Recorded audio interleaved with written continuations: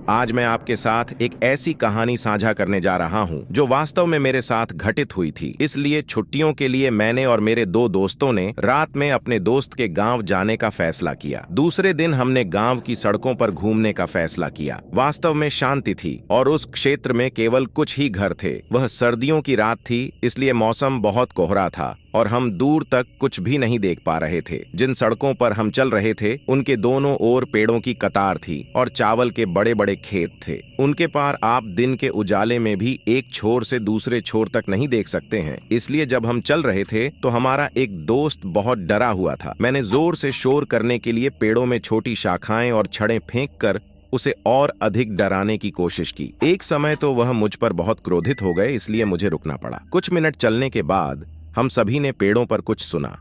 मैंने अपने दोस्तों से कसम खाई कि यह मैं नहीं हूं, लेकिन उन्होंने मुझ पर विश्वास नहीं किया। कुछ मिनटों के बाद यह फिर से हुआ और उन्होंने स्पष्ट रूप से देखा कि यह मैं नहीं था और हम सभी एक ही समय में ठिठक गए। हमने पेड़ से कुछ गिरते देखा और हमारे सामने स्थिर खड़े रहे। कोहरे के कारण हम इसे स्पष्ट रूप से नहीं देख सके। हमने अचानक विपरीत दिशा में दौड़ना शुरू कर दिया, जहां से हमारा घर था। वह चीज उड़ती हुई चली गई। पेड़ हमसे कुछ मीटर आगे गिरे और हम चौंक गए, लेकिन अचानक हमारे पीछे से एक सफेद आकृति आई।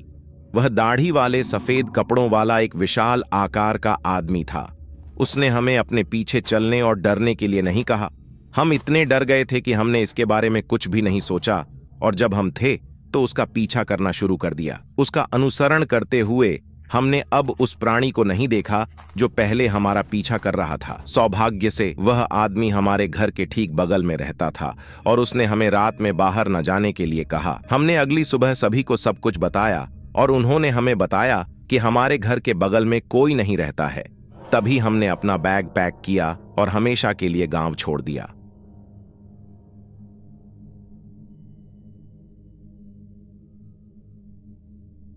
यह हमारे इलाके में एक बूढ़ी औरत के साथ हुआ।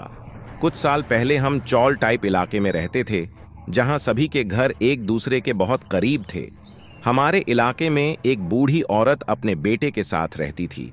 सभी के एक दूसरे के साथ अच्छे संबंध थे।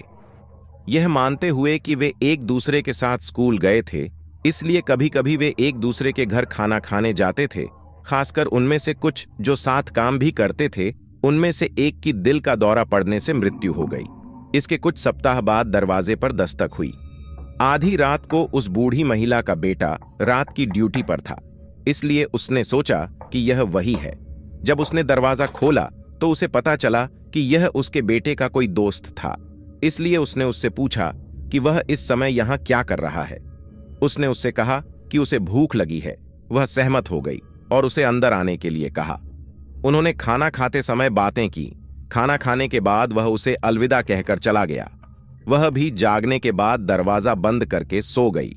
वह अपनी दैनिक दिनचर्या कर रही थी और सोच रही थी कि क्या हुआ रात को। जब उसने मन में उत्तर दिया कि पिछली रात क्या हुआ था, तो वह बहुत डर गई, क्योंकि उसे एहसास हुआ कि जो रात में आया था वह कोई और नहीं बल्कि वह आदमी था जो कुछ हफ्ते पहले मर गया था। जब उसे एहसास हुआ कि उसने हमें अपने बेटे को बताया था और उसके पड़ोसियों ने, उसके बाद उसे किसी ने नहीं देखा। लेकिन आज तक हमें नहीं पता कि वह उस रात घर पर क्यों आया था। कुछ लोगों का कहना है कि शायद वह अपना आखिरी खाना खाना चाहता था।